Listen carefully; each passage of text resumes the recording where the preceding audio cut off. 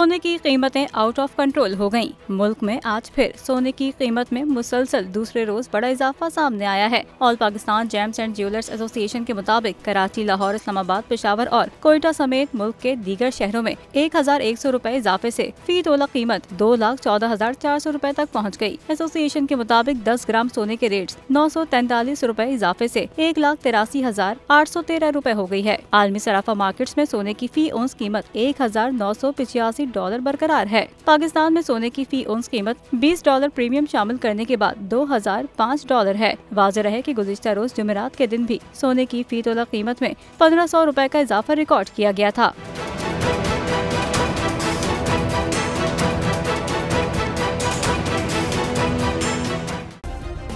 Subscribe करें और bell दबाएं ताकि कोई खबर रह न जाए।